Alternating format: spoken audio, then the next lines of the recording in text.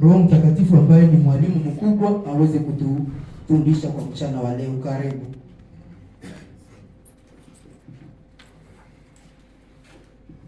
Tunambariki Mungu kwa mapendo kutuleta hapa tena leo. Tuko tunafika karibu mwisho wa somo za kitabu cha Wafilipi. Kilipopangwa nilikuwa ndani na somo 3 nafikiri, lakini nimeshangaa ya kwamba nimekuwa na zaidi ya 6. Walilifanya kuwa enseignant de reserve. Wakati mtu fulani hayupo tayari, wananikimbilia. Alafu wakati watu wanacheza kabumbu, kama wanakuwa wanakutia wakuikala kuchunga, tutatumika wengine wakikwisha kuchoka, wanawazaka wao hauko kucheza kabumbu, lakini nashangazaka naye anakuja kucheza tu sawa wengine. Ninamshukuru Mungu sababu kitabu hiki tulipokianja palikuwa mambo tulipenda tujifunze, na niko nayaona yanaacha kuishi ndani yetu, na Mungu mwenyewe anaweza kuyashuhudia. Kwanza tumejua ya kwamba tuna walimu wengi hapa, vijana, wamama, wasichana, wababa wamejitolea, hasa watoto walipotoa somo zao zilikuwa kila mara zilinishangaza ya kwamba watoto walikuwa na timamu ya walimu kama ule. Somo yetu ya leo iko karibu ya pili mwisho, sababu nakuwa hii itafuata dimanche ya Balembi itakuwa ya mwisho, alafu alilomba mimi nitafanya hitimisho. Kwa leo tunazungumzia kitu kinasema sisi ni wenyeji wa mbinguni. Kwa namna na mipangilio ya kitabu tumemaliza, sababu tuko ndani ya sura 4. Lakini somo hii tuliirukaka ndani ya sura 3. Ni mwele tutakwenda kuisoma Wafilipi 3 na shairi la 12 ninafikiri. Nilitayarisha hivi, mtu mmoja ataweza kulisoma Wafilipi 3 na tutasoma shairi la 12. Yupo mtu tayari anaweza kulisoma? Wafilipi sura 3. Wafilipi sura 3 shairi la 12. Kwa maana sisi ni wenyeji wa mbinguni, kutoka pale tunangoja Mwokozi Bwana Yesu Kristo, atakayebadilisha mwili wetu wa haya upate kufanana na mwili wake wa utukufu, kwa uwezo ule unaoweza kutiisha vitu vyote viwe chini yake. Mais notre cité à nous est dans les cieux. Ile mais lakini sisi iko na ifananisha na kitu kingine pale. Lakini sisi ni wenyeji wa mbinguni. Nikusema tungezungumza maneno ya pale mbele, iko nazungumza na watu ambao ni wa dunia. Ni wenyeji wa dunia. Citoyenneté. Dimanche passé nilijaribu kuwazungumzia ya kwamba kama mtu anaenda nchi nyingine, unapofika nafasi fulani, panahitajika ujitambulishi, ujulikane huko nani na unaenda wapi. Na unapovuka, unapokwenda kule, unatembea si kama namna ulivyokuwa kwenu, utakamata kawaida za nchi mule umeingia. Sisi wakongomani hapa tukitembeza gari zetu ama kinga ama pikipiki, tunatembeza tunaita metro watt. Nikusema kama uko naenda hivi, upanga wako ni huu. Mkono wako merci. Mkono wako ni kule naendea. Barabara ya wengine ni hii, yako ni hii. Lakini ukienda nchi za Uganda, wao wanatembea, Uganda na Kenya wanatembea kwa mkono wa kushoto. Uganda, Kenya, Tanzania, wao ni mkono wa kushoto. Kama iko naenda hivi, hii ndio njia yake. Alafu mnakutana ya kwamba chauffeur, muendeshaji wa Kongo wakikutanana na wa Uganda, kama hakuna mwenyewe alijua gisi amebadili inchi na watagongana. Nikusema unapotoka Kongo, wewe muendesha gari, unapovuka mipaka ya Kongo, kama ulizoea hivi, tangu saa hii achana na uzoefu wako, kamata maisha mapya, utembee sawa sawa na wenyeji wa mji. Sino, kama sivyo, wewe na ajali mtafuatana. Alafu inatafuta kutuonyesha ya kwamba tunapoishi nafasi fulani, tunahitajika tukiondoka pale tuende kutembea maisha ya nafasi nyingine. Lakini nitawajulisha ya kwamba hata hivi ukitembea sawa sawa na wa Tanzania, itajulikana ya kwamba wewe si Mtanzania. Isikike. Tembea sawa sawa na Watanzania, lakini wewe si Mtanzania. Unatembea sawa sawa nao sababu uko nchini mwao. Kwa wakati utarudi kwenu hautasema moi je suis déjà habitué au Kenya. Unagonga watu hapa tutakubomola, utasema bana. Ulisahau kama ulivuka mpaka. Unapovuka mpaka, jua weka ndani ya mind, ndani ya akili ya kwamba hapa nimevuka, nimeanza maisha mengine mapya. Alafu somo ya leo ikisema sisi ni wenyeji wa mbinguni. Kusema tunapokwenda, tunapotoka dunia hii, tunaitwa kujijua tuko wa nani. Na kama hatujijui, tunaweza kuendelea kuishi sawa sawa na wao, ijapokuwa sisi wao. Sisi si wamoja wao walio wa dunia. Sijui nitajelewesha, lakini Mungu atupatie neema ya kuelewa kwa ufupi. Sisi ni wenyeji wa mbinguni. Sisi si wa dunia hii. Sasa kwa nini tuko duniani? Alafu nitawaambia ya kwamba pameonekana ndani ya parcours ya mtu kuonekana dans deux nations, ndani ya ulimwengu mbili. Kuna ulimwengu ambao tumeishi. Na tulipoingia ndani ya ulimwengu huu, hatukulomba tuumbwe hivi. Kwa sababu kati yetu tungeulizwa mbele hatujaishi, ingewezekana tuulizwe kusema unapenda kuzaliwa mtu gani? Si vile? Tungepata ile neema tuulizwe, watutembelea aseme Mungu anasema ninatafuta kuwaomba nini? Mniambie ni waombe watu gani? Unafikiri mngeomba watu gani? Namna tunakaa hapa. Ba ministri. Wewe ungeomba ministri Kinshasa. Mnajua kwanza hii sura tungeitikaka. Hii mweusi kwanza hii ingekosaka watu. Bongo. Sura kwanza tungesemaka wazungu kwanza. Tungekuwa tunaenda shindwa kama ni washino kama ni wao kwanza tukue wazungu. Sababu ukiona namna tunavyochukia gozi zetu na tunatafuta gisi tupime kuziangarisha. Ni kusema tunazo lakini tunaye hapa kabla inapata tuende alifanya kabisa hivi, ametufanyaka tu kitu ya hivi. Bongo kweli. Alafu tungetazama, tungelipoumbwa tungesema tungeulizwa. Rebeka, ungeitiko zawe kabisa kule mumilima kwenye mtu anafikaka alishachoka. Ungeitika. Sungetafuta kwenda kiwanja kwenye na rapli.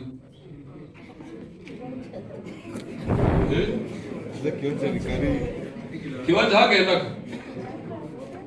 Nani angeitika azaliwe alicho ndani ya zile familia zenye maisha iko yenye tuko tunachua hivi? Hakuna mtu. Lakini Mungu alipolifanya hakupenda awe na shauri. Alitupatia na tunapaswa kulikubali. Haleluya. Akasema wewe ni muhundi na ukabakia nani? Tena muhundi si wa familia ya Musangani, utakuwa familia mwa hivi fulani. Na unakubali ile familia. Na wewe ni Mnandi. Utakatala na haukutaka Mungere. Mnandi mimi haukuka Mungere. Haleluya. Haukuwa familia yenyewe.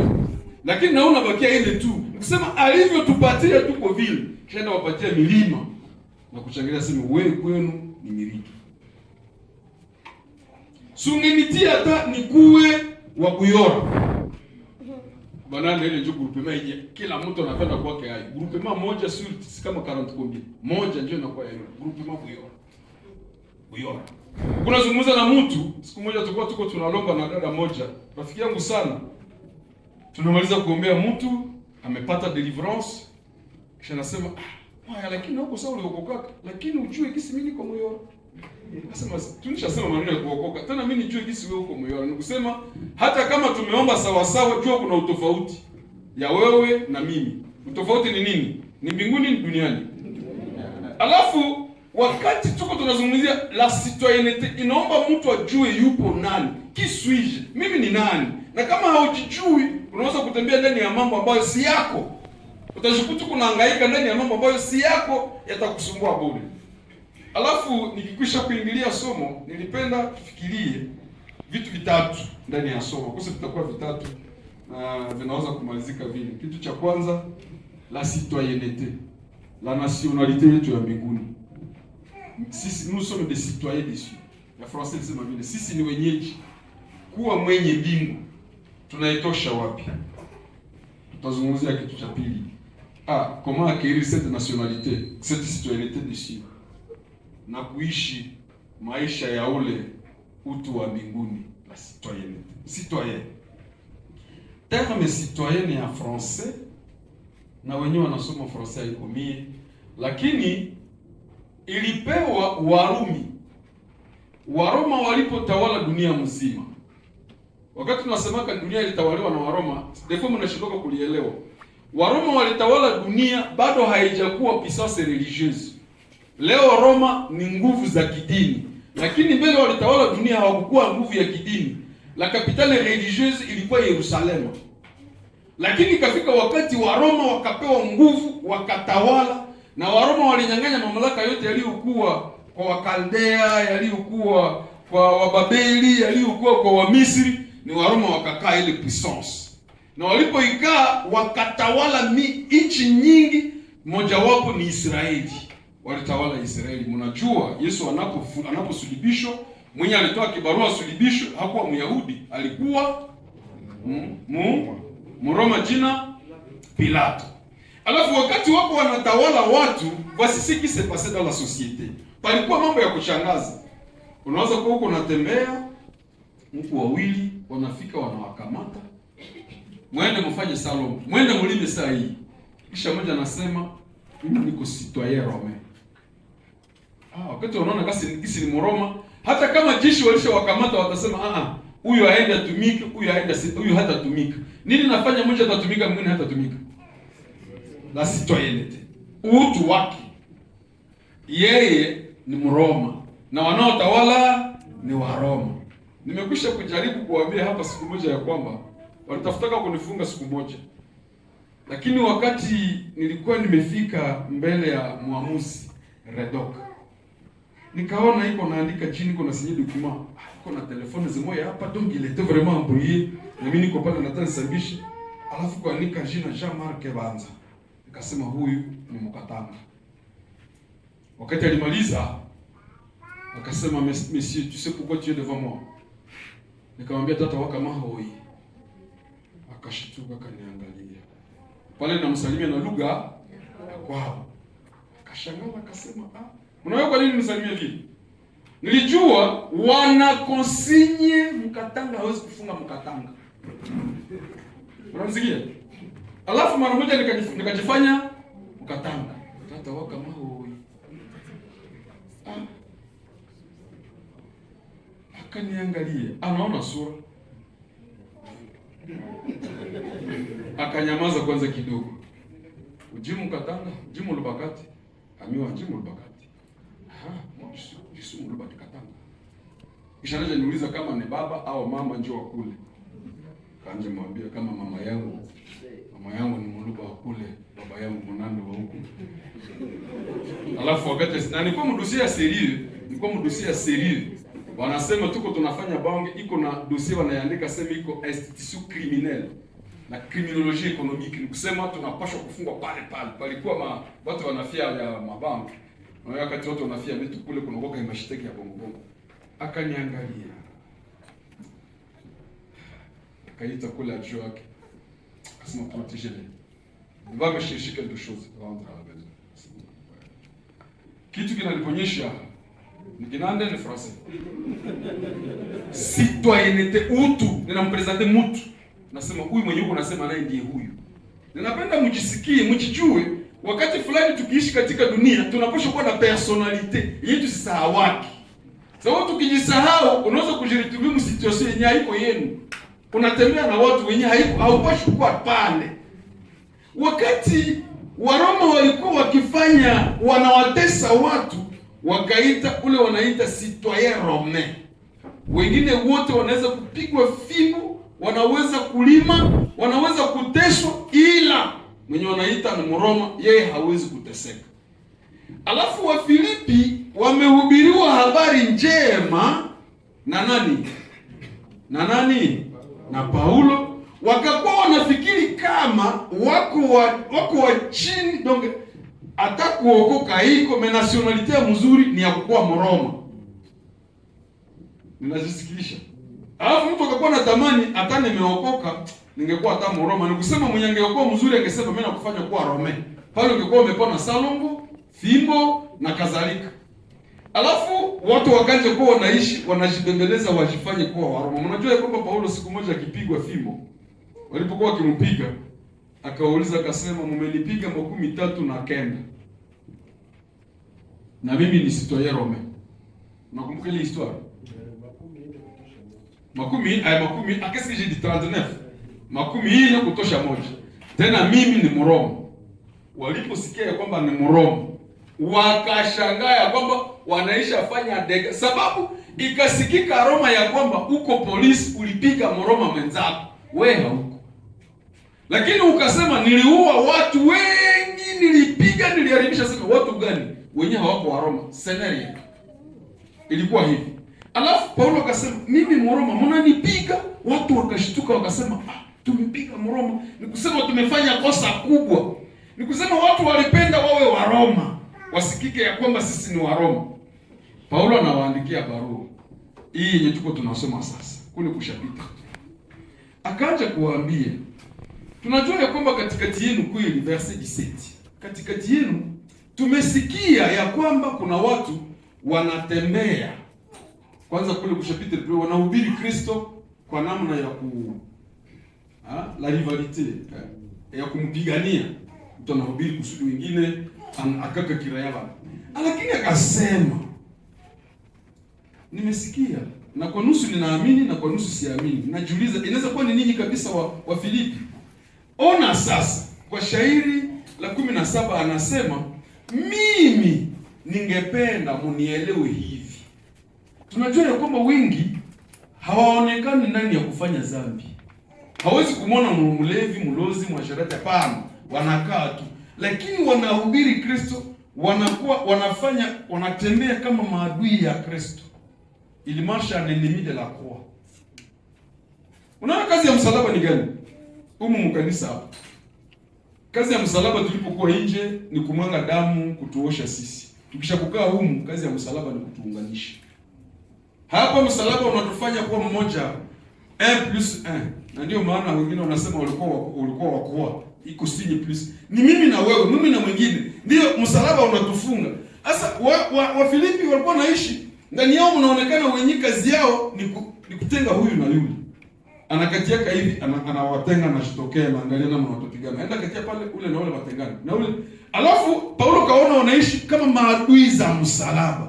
Ndipo nawaonyesha na ili iko na wafanya, mtu anafanya ile kusudi wengine wampende. Sasa ndio ilikuwa. Hapa tunakaa, watu wako nje wanajiulizaka tunaweza kukaa hapa namna gani. Kisha unaweza kufikiri na mimi ningeingia pale. Anatuma mtu akuje kufanya kitu fulani kusudi yeye apate faida yake ya nje. Na ile faida ni kutuona sisi tumeachana. Alafu akitafuta faida zile, anatufanya sisi tukorogane na yeye anafurahi pale alipo. Kisha Paulo kawaambia, nini ile? Sema no, ile inakuwa kashuti na mimi nibadikishi donc. Tu es d'ici na unapenda ukue na citoyenneté ya Waroma. Waroma sio kuokoka. Wako kule nje, kisha unakuwa unapatana nao 300 naendaka kule. Mimi msinione mara moja kama niko mbali, tuko pamoja hapa. Alafu wanakupatia kitu kenye kitakuwa kinakutia huku na kule unakuwa rafiki. Nilisikusha kuambia siku moja hapa juu ya Yuda. Alionekana anaweza kushinda katika baraza la Wayahudi na kwa Yesu iko na kwa Yesu atashinda. Alafu ili kaleta hatari kujiidentifie hapa na kule, kisha wanakuona sema uko sawa Mroma, ekuta hauko Mroma. Paulo kazungumzia neno la citoyenneté. Sisi tuko wenyeji wa wapi? Wa mbinguni. Ile maneno yote niko naeleza, niko natafuta niwasikishe tu. Nous sommes citoyens dessus. Sisi ni wenyeji wa mbinguni. Tunakuwa watu wa mbinguni namna gani? Nilipenda nisome mashairi ya Waroma ya Wakorintho. Wakorintho wa kwanza 15. Unajua ya kwamba Yesu katika Yohane 14 aliwaambia wanafunzi wake, msifadhaike mioyoni mwenu. Mnafanya nini? Mnaamini Mungu na mimi mniamini. Akawaambia nini? Katika nyumba ya Baba mna makao mengi. Kama sivyo ningewatayarisha ni kwamba nakwenda kuwajengea. Tuanjie somo pale sasa. Mungu mnatafuta Wakorintho wa kwanza 15 na Wakorintho wa pili sura 5. Ni vitabu viwili peke yake tutatumia ndani yake. Alafu nianje na ile ya Yohana. isikike. Yesu anawaambia wanafunzi, mnaamini Mungu na mimi mnaamini. Msifadhaike. Tuko tunazungumzia ninatafuta kwenda mbinguni. Siende aseme nitabaki. Ninakwenda kusudi nanyi mtaishi nami pale. Anatafuta kuonyesha kwamba tuko na ninyi tunazungumzia hapa duniani, lakini ninyi si wa wapi? Si wa dunia, mko basitwaye, mko wenye mbinguni. Ndani ya vitu ambavyo Mobutu alifanya, unakuwa kitu kimoja ambacho ninawaziaka kama hawangepashoka kukitosha. Mobutu alikuwa anatuita, tulikuwa tunahitaji wasitwaye. On n'était pas des messieurs. Messieurs ni watu ya makravati. Si tulikuwa tunasema si watu ya Mobutu ya Zaire. Alors citoyen ilikuwa na signification gani? Citoyen Moise ni kusema mwenye inchi. Haleluya. Citoyen Moise ni kusema mwenye inchi. Monsieur anaweza kuwa katika inchi zote. Partout on est monsieur. Lakini mwenye bulongo anaitwa nani? Citoyen. Ni kusema citoyen iko lié kumo cité. Citoyen inaambatana na neno cité. Il est citoyen, ni mwenye mji, ni mwenye inchi, il est de là. Na wakati ilikuwa inasemeka wakati ule, c'est vrai ilikuwa neno la ubaguzi, na liko parmi liko tunatupiga vita leo. La citoyenneté était accordée à certains déjà wengine na habana nayo. Au Moïse hivi. Kulikuwa watu nilikuwa ils étaient des moins hommes. Nikasema matari zinaweza kunipigisha leo. Walikuwa wanaonekana kama si watu. Na ilikuwa wakati ukimwona wewe unaweza kusema huyu unamuita citoyen, ule hautamuita citoyen. Sababu unajua si mwenyeji. Ni kusema kukuita citoyen nasema pale unakanyanga ni bulongo ya nani? Ya. Ukulie kwa ile budongo na hii cité ni yako. Na ndio maana Mobutu alidevelop teoria yake ya kusema ozana bazai, ozana zai. Ozana hozai, ozana zai. Ozana Kivu. Pale yote kama huko tuko bulongo ya Zaire, huko citoyen. Est-ce que mnasikia vile? Siseme kama alikuwa anafanya kitu cha Biblia. Waroma walitembea. Yeye anaweza kutoka Roma mpaka Israeli. Nani? Ni citoyen. Wengine hawako wa citoyen. Ni kusema hawana droit kusite. Na yeye alikuwa na droit kusema kama uko citoyen, tu peux voter, tu peux te faire voter. Unaweza kuchagua au unaweza kuchaguliwa. Unaweza kukaa ndani ya baraza na kuzungumzia mambo ya nchi kama uko citoyen. Kama hauko citoyen. Nilipokuwa nikitayarisha somo hili nilikumbuka 87.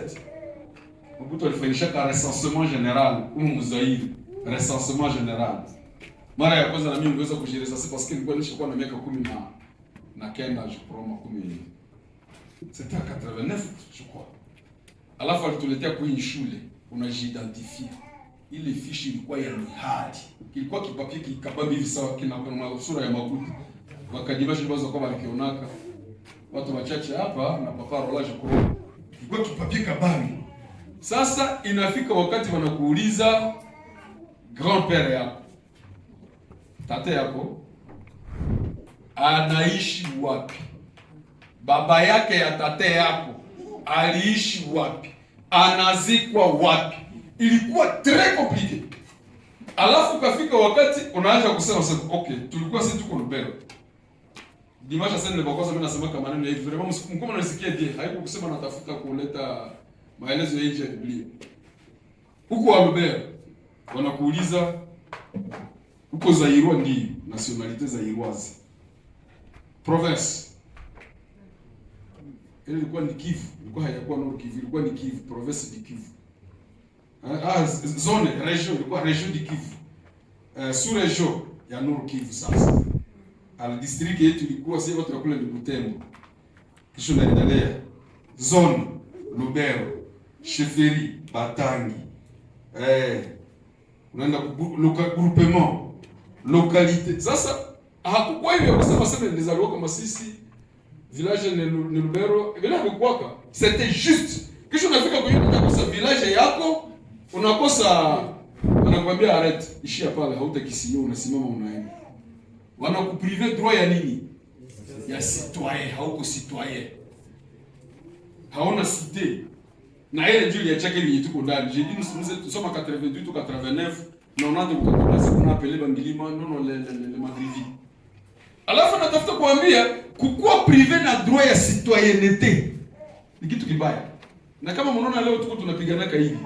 toutes les guerres hizi tushakufanya étude yazo, nous n'avons que deux guerres, la guerre identitaire et la guerre économique. Économique ni ya wazungu, identitaire ni hapa karibu. Kama haupendi unite ndugu yako na kuua. Haleluya. Citoyen. Unapenda wakuita sema uko terre. Na kwa mtu sasa ukamwambia jina yake anakushangalia.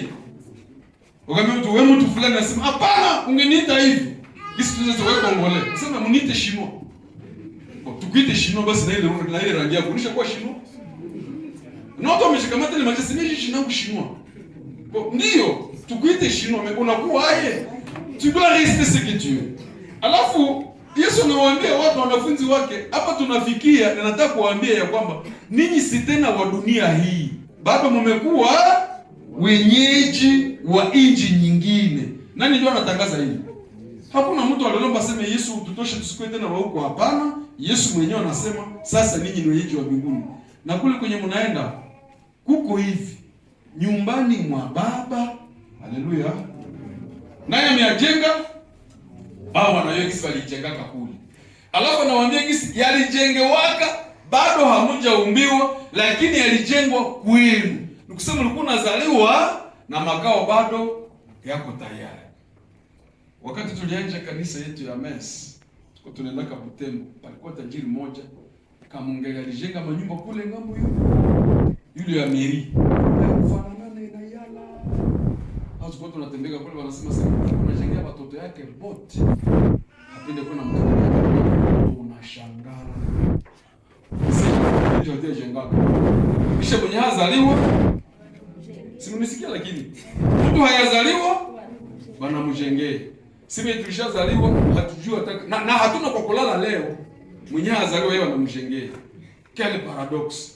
Inawezekana sina Mungu alifanya vile, hatujaumbiwa bado akatujengea. Haleluya. Kisha najenga na tayarisha sema mtu atazaliwaka Mkongo jina yake Rola. Tekana kauli.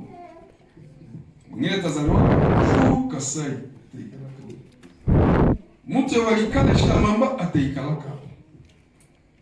Hapa nitatiaka Chinois moja jina yake sijui. Hapa nitatiaka kisha natayarisha ile site na sie bado hatuko. Anawaambia wanafunzi ninyi ni pale mtakwenda kukaa. Wanafunzi wanashangaa. Kisha wataenda pale namna gani wakiwa hapa duniani? Alafu kwa Wakorinto 15 shairi la makumi tatu na kenda nafikiri mtu mmoja wale kusoma 39 kwa Wakorintho wa kwanza sura 15 shairi ya 39. Oui, 39. Nyama yote si nyama sawasawa. Kuna mili mbalimbali. Unasema mbaya. Nyama yote si nyama sawasawa, lakini kuna nyama nyingine ya watu, nyingine ya nyama miili ya dunia, lakini utukufu wa miili ya mbinguni ni mbali na utukufu wa miili ya dunia. Bon, tuko tunaanjia pale. Wenyewe wataendaka kule mbinguni.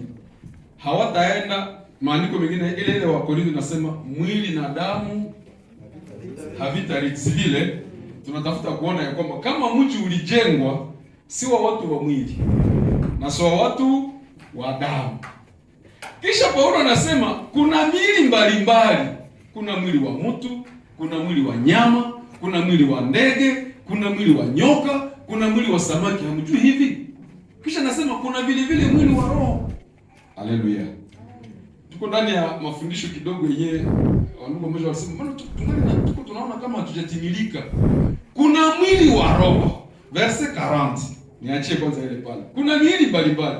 Mwili utakao kwenda kule si wa nyama, si wa damu, si wa samaki, si wa ndege. Ni mwili wa roho. Endelesha 40. Na kuna miili ya mbinguni na miili ya dunia. Kuna mwili wa mbinguni, kuna mwili wa dunia. Lakini utukufu wa miili ya mbinguni ni mbali na utukufu wa miili ya dunia. Hazifananane. Verse 42. Kandi ufufuko wa wafu ni hivi vile vile, unapandwa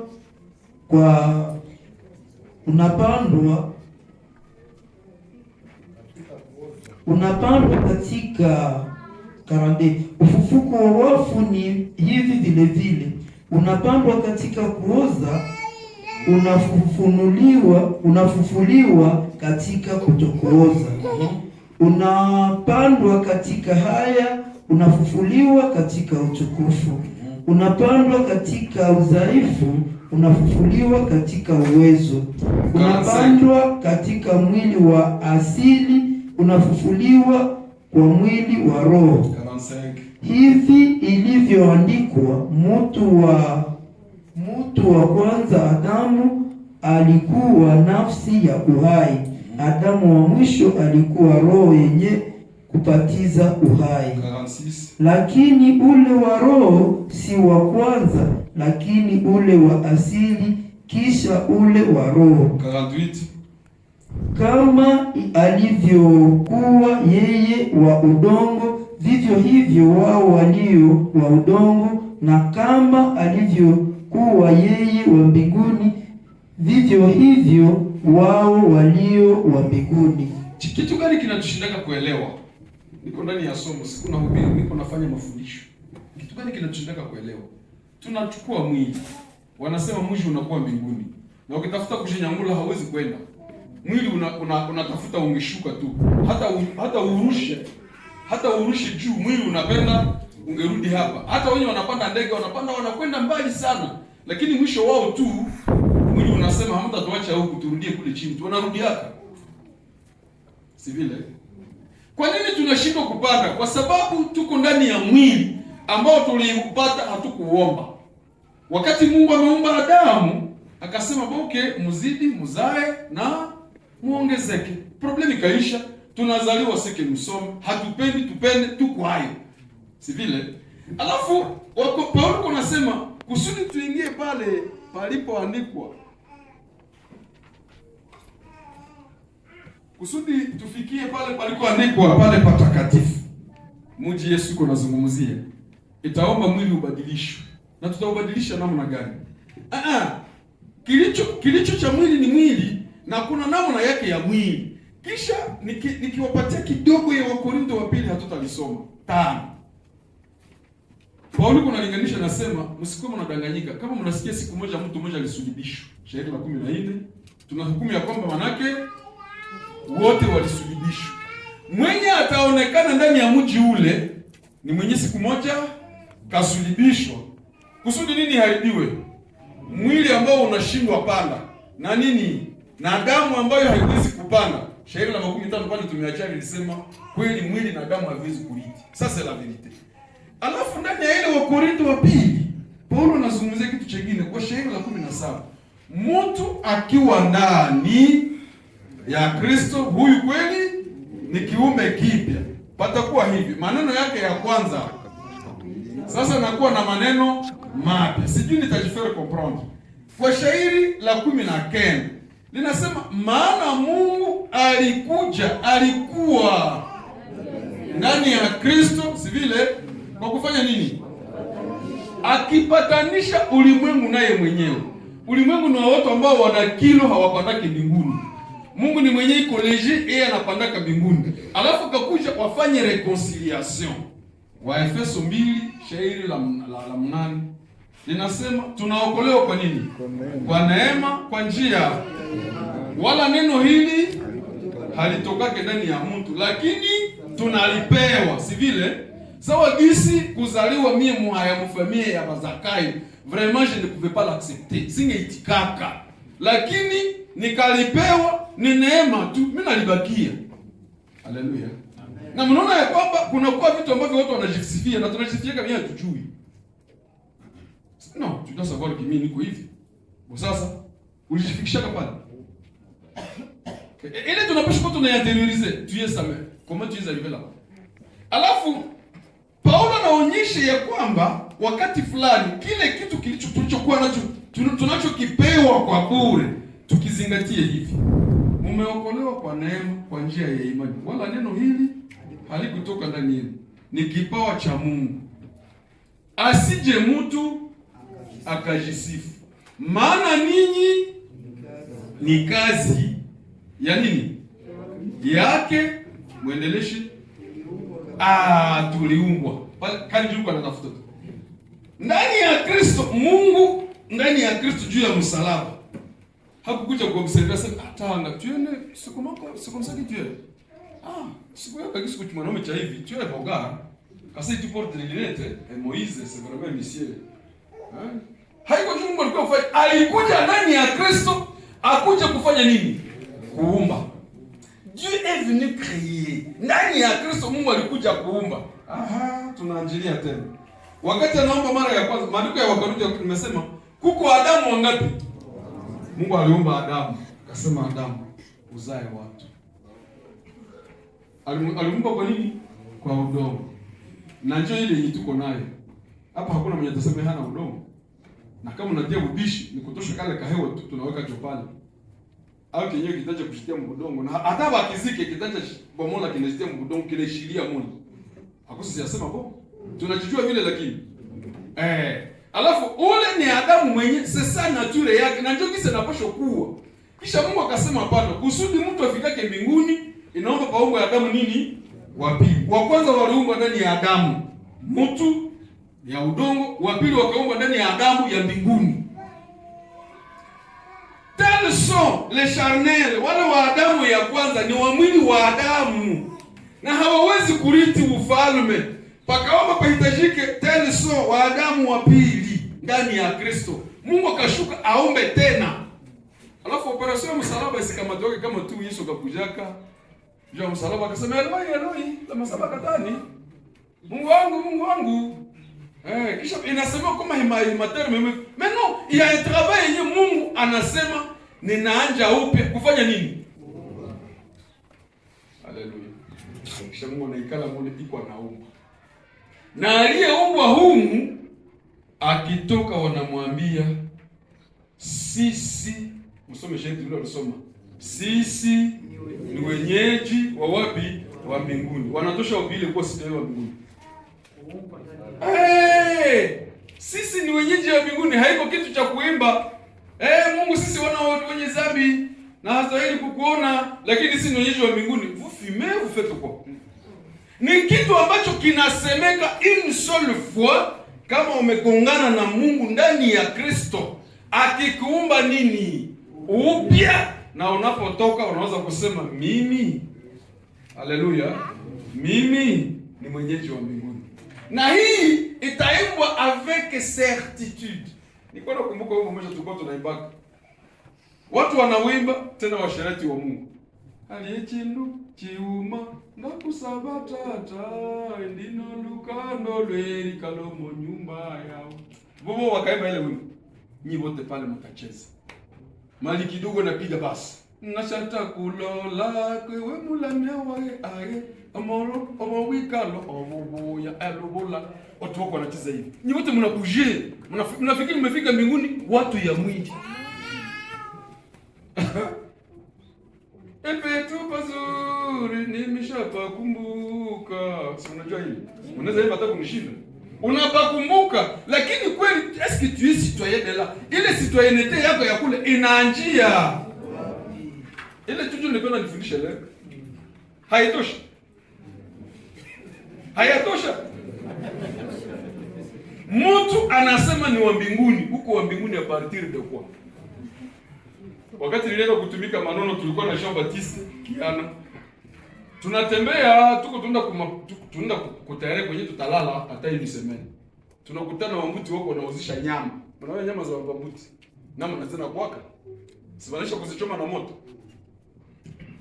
Pastor, arrête. Tunaita mbuti. Tunanunua nyama. Bila mzungu anasema ça n'entre pas dans la voiture. C'est de l'odeur, monsieur. Tunasema ça n'entre pas. Je ne suis pas indigent, je ne peux pas manger ça. Retirez. Tunasema on va aller avec. Tunasema ça fait la honte. Des intellectuels comme vous mangez ça. Nyama ni ya mweusi. Sasa sisi tunakutana na kaboro kenye kana tukumbusha Reforme ya bien. Kanyama ya kukani. Sisi tunafurahi. Mzungu anasema ile hamtaikula na niko pale. Tunasema si hatuko kwenu. Kwenu hamwikulaki, si kwetu. Nipo. Na tuko wapi? Maana tutafanya nini? Tutaikula. Sababu hautakataza kitu cha kwetu na tuko wapi? Jean Baptiste anasema when I will be at yours, I will not eat it. Siku nitakuwa kwenu sitaikulaka. Mais hapa niko kwetu, je vais manger. Na tu aliye kashunguka kitibaka, mzungu hapendi kutongelea tuko tunakula nyama, ana regretter. Sisi tunafurahi. Sababu tunakula kitu cha wapi? Na tuko wapi? Tuko kwetu. Mnaweza kunielewa pourquoi tunashindwa kusikilizana ndani ya maneno ya kula yetu hapa? Kama mnanisikia? Wakati mtu si wa kwetu, tusifikiri atakula sawa sawa na sisi. Kama mtu si wa kwetu hata kunywa sawa sawa na sisi. Kama wewe ni sitoyewa wa mbinguni, kwani hamkunyoke pombe? Haleluya. Kisha unakaza sana Moizi shabuka liko. Moizi kama ni huku kwenye siko iko wapi? Na atafanya nini? Atakula sawa sawa wapi? Sawa kwa. Inasikika. Alafu Paulo kawaambia watu, namu na mwili ule wa mbele ulikuwa wa dunia, pana mwili wa mwisho wa Adamu ulio wa mbinguni, ni ule utakwenda kurithi. Na ni ule unaweza kukaa huko na fikiria kama hauna ile secret ya gisi Mungu alikutransform. Chance yako kuwaza mbinguni iko kidogo. Na ndio maana unatafuta kusema wazi mbinguni, unajikutusha waza kwenu. Tukamata historia hapa tuko. Tukasema pa kila mtu awaze kwao. Okay, kila mtu awaze kwao. Usimlishe kama village za kwenu. Huko mwenyewe akasema kwa twende kwenu, sema hapana, Mungu baki huko hapa. Esa j'appelle épicité, ni uwerewere. Sababu kila mtu alipaswa kuwa na kwabo kwenye anasema nikafika kule, d'accord. Na kama hii nje yetu kuna bomoka, c'est le fait de ne pas aimer chez nous. Maana nisikia? Bakafanya moyo hapo gouverneur, nitakufoka si ajengaka kuto hata masomo. Lakini hapa kwa mjumbe kunipende, je vais construire la bombe. Na Mungu alikuwa anashangaa anasema, ozotonga na kisasa. Wanatuambia kama mzee moyo kwetu kaenda akishakufa njala. Anashenga nyumba mkichasa Mungu kuna tembea na simama na angalia. Nani mtazotonga? Sema usoni mkopo boya uti kuna na kifu. Kamwita kamwambia wewe kwenda ujenge kwenu. Hapa haiko fasi kujenga. Na njala alikufa. Watu wengi wanamoyo sawa paparola.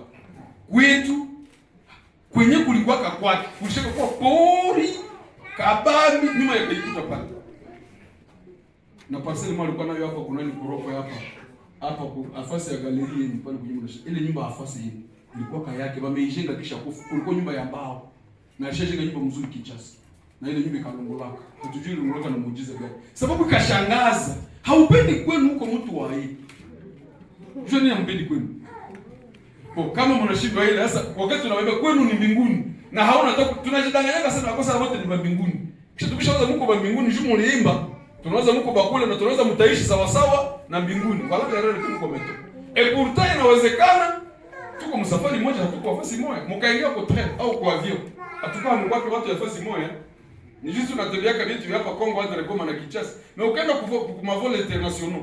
Unaingia kwa avion, unaingia huko Kongole, mwingine anaingia kwa Rwanda, mwingine anakuwa iko Burundi, mwingine iko Chinois. Mnaingia Ethiopian Airlines. Mnayala. Na hakuna kusema tutachagua sema usikale kwenye niko hapana, anafika na ikala alilipa kiti chake. Naona fika na ikala alipa kila mtu nafasi yake. Safari ngapi? Mnaenda nafasi moja. Mnaenda nafasi moja? Mnaenda kati wanapatia itinéraire. On va descendre sur Ethiopie. Après Ethiopie tutakuwa Kenya. Tutashuka Afrika du Sud. Na kila mama yao wanabakia na wengine wanaendelea. Hata na bisi hapa Goma. Si vile mko Birere, mnaingia mbisi pa. Si mnaona bisi vinakuwa. Mnaweza ingia bisi moja lakini hamwendi safari moja. Kila mtu ana safari yake. Bon, mnatoka Birere. Ni wale kusinyesa. Deja mtu anapiga hodi. Mtamukaza? Anaishia pale. Mnaenda kidogo kwa Isigo na mwingine nayo. Mbona mimi niko naenda Mugunga na hapa huko waliingia mbisi. Sema ngeitwaje sema Mugunga ni hapo. Ni safari ya watu yote. Hiki kiboro hiki tunaweza ingia watu yote, d'accord, lakini haiko wote ndio wanaenda kwetu tunaenda. La destination ni ile mji mtakatifu. Alafu Yesu kawaambia wanafunzi wake msifadhaike. ninyi ni wapi? Nisha kuwatayarishia kwenye mko mnaenda. Alafu ule mji, ninapenda nimalize na ile, haiko mji yenye tulishakaona. Watu wengi wanafikiri kama mbinguni ni yenye iko leo. Maandiko yanatuonya ya kwamba wamama waliimba hapa, sikini la revelation. Nikaona mbingu na nini? Na nini? Yerusalemu. Mbingu zenye ziko leo. Luka 16 sema Lazaro kwa kifuani mwa.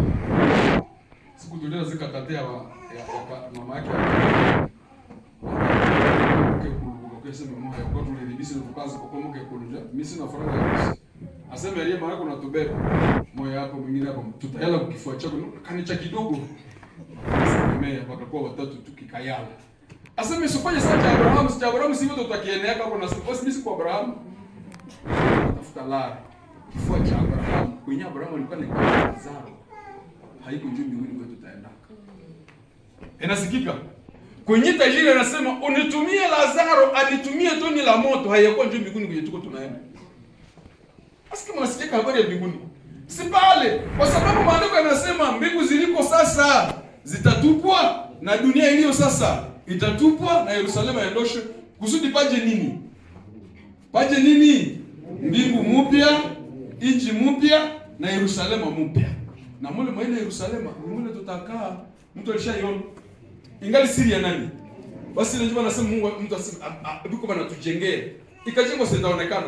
Tutakamoingia ilijengwa tangu mbele ya kuweka misingi ya ulimwengu na ikafichwa, ingali siri itafunuliwa siku sisi tutakuwa pale.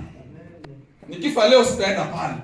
Na maandiko mengine alisema walichunga wasilipewe, bado sisi hatuja kuwepo, kusudi wasikamilishwe pasipo sisi. Tunachungana kwa ile taangalifanya hapa kitu kamoja kaseti sene. Ndio maana ya ile. Umungu mkima yeye alenda na mkichukua mkate na kikombe mnachungana. Ni kusema huko wakati yenyewe tunachunganaka. Lazaro alisema nilishafika karibu nifungulie sema ikala kwanza pale. Uchunge wa mwisho akamilishwe duniani.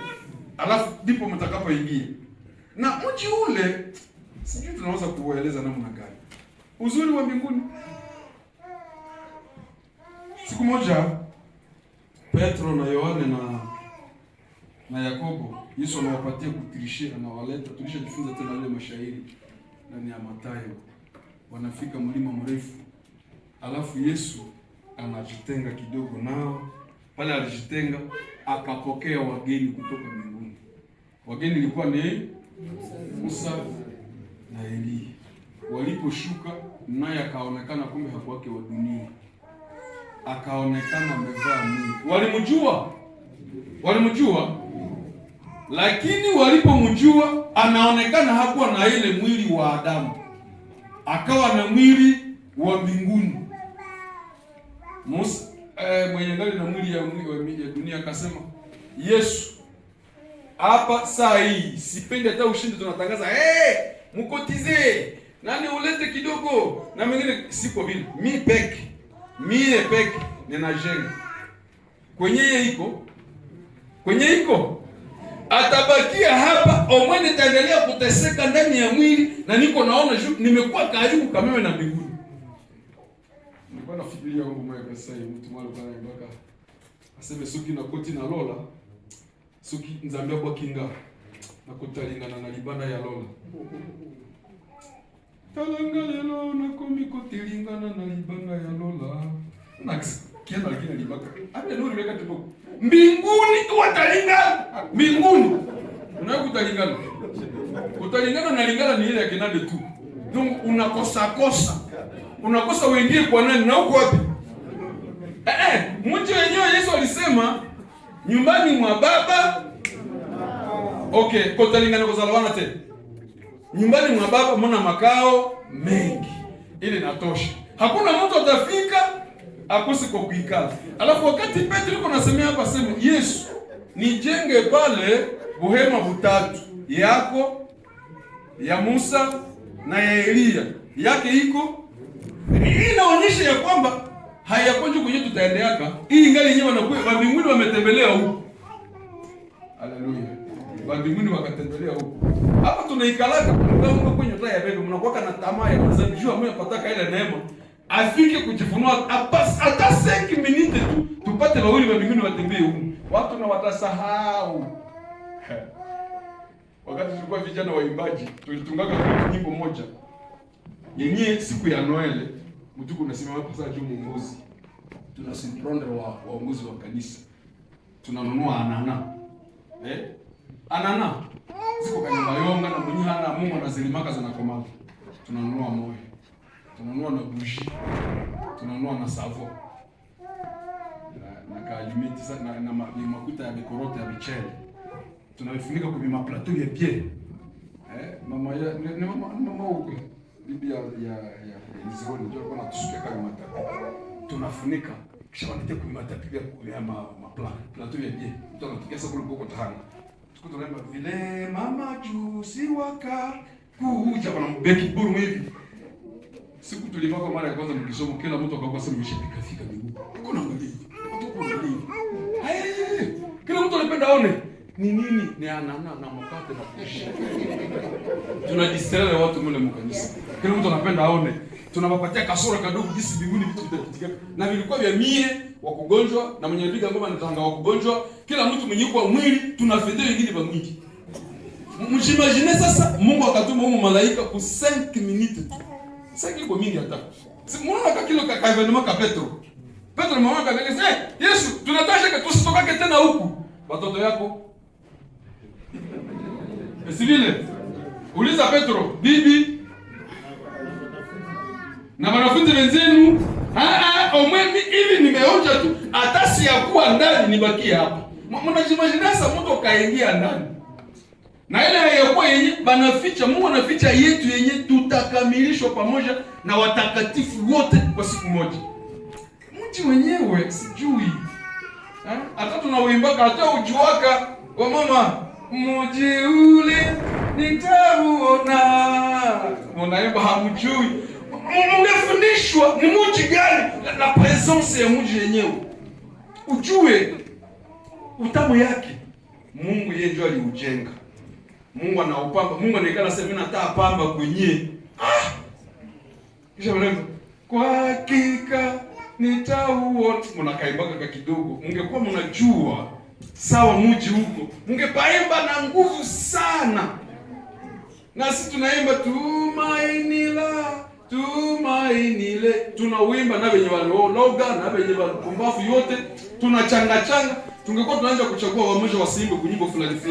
Tunataka sema mji wa mbinguni sasa wewe usiimbe na wewe nyamaza kwanza. Tuimbe si wachache. Ndio Petro alisema bwana wale wakule chini tubaache, tubakie kwanza hapa kisi tumepaona, si watakatifu tubakie hapa. Lakini wakati wenzetu wako wanafariki, kijana Sherevejo anasema hapa, niko najiuliza kwa Mungu gani ananiacha huko. Na mimi ningekuwa mbana ba kwenda. Ndio. Pale ninapenda kumalizia somo. Tulijifunza hayo kwa Filipi 1:21. Alisema mimi yenye niko nafikiri hapa, kuishi hapa ni Kristo. Lakini kuna faida. Ni nini? Ni kufa. Ndugu zangu, tunakatalaka kufa sababu hatuyapata neema ya kuelewa kule. Tukajua yenye iko kule. Mfano wa Stefano iko pale, mara moja anasema ni vile kumbe hawa hawafanya hata kosa kuniua. Haiko kosa unibebe. Nikusema tungepatilia. Na hapo tungali tuna kuhusu mtu anaangalia kasema nikakufa leo watoto hawayaoa. Basi mpaka baoe. Tuko tunashindwa nyumba za huku vraiment. Unaweza kusema hiyo na umejenga yako ambao ugoro na kukulia ambao unakuwa unakulungushia malevire mule. Unaanza piga hivi unasema huku njoo kwenye sipendi kutoka vraiment huku. Ale tena njoo nyuko unasema mimi nishaka jenga nini? Hii mbao. Na wenye walijenga vizuri sawa wa Solomono walihitaji wangeenda mji mwenyewe. Wale ambao walipata mali ya dunia walipoambiwa neema ya Mungu wakasema ningeenda tu mbinguni. Na mnaona ya kwamba kama unakutana na Paulo uko nakamata plus de temps kwa habari njema, ni sababu uko najua pale niko nenda ni pazuri kuliko nipoteze muda hapa. Na hiyo tunaboka nayo hapo. Tufanye priere. Mwili nasema nayo tena bwana. Situifanye hata kesho. Njoo mwili hivi. Situngesoma Biblia nayo bwana. Tungeenda hivi nayo bwana. Kisha unakutana watu kabisa Na tungekuwa na registre de présence humu. Mwanya par mois anaweza kuwa na deux absences sur 4 présences. Sur 4 semaines. Tukakuwa na registre kwa tunatia pale, mwenyewe kufika tunatia sio watu watakuwa na absence humu. Unajiuliza absence ya nini? Wako na faida gani kanukia hiyo ni hika? Kazi yenye alifanya unajiuliza, hiyo ndio iliacha. Sasa unaona maana kwa master mule alikuwa anatembelea asubuhi. Nani? Master kuleta nini sasa tulikuwa na karoma mwetu. Ndio sikuonekana. Akose msikie kama tuko tunasema Mungu wetu. Est-ce que vous comprenez que nous parlons ya mbinguni kwenye tutakaa pasipo malipo. Haleluya. Mungu angetusaidia tuelewe ile nafasi ambayo ni takatifu yenyewe anatuwekea sisi. Na yenyewe tutakapofika kwa tunajuzaka nashatambala serese tinomula mewa mawikala obo ya enobola enda arishambala tutavikwa kitani nini nzuri ambacho kimetayarishwa ile sijibu inapatikana nashatalia bunga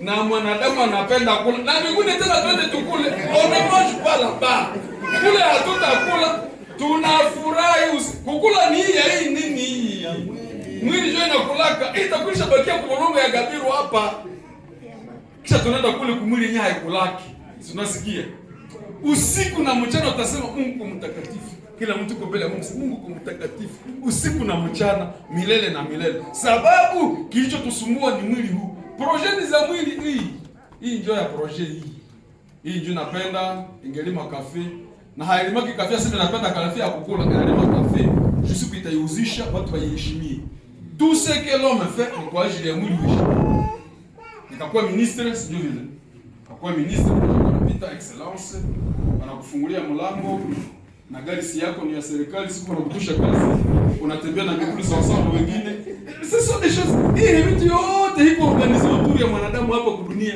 c'est du n'importe quoi lakini ningewasihi kama vile Paulo alisema sisi tuko na citoyenneté ya mbinguni na kule mnaikalaka tose encore bien aimé huko mule Mungu mnaangalia mabitenge mnauzishiana bosi anakuya yeye msivi nilikwambia ungefanya hivi na hivi na hivi mnashika mataka na mwana gani mwenyewe lakini mimi nakutosha ukazi nanya kwa hemo la nilo Amerika hiki na roho yako nasema niko citoyen wa mbinguni unasikia roho unasema niko citoyen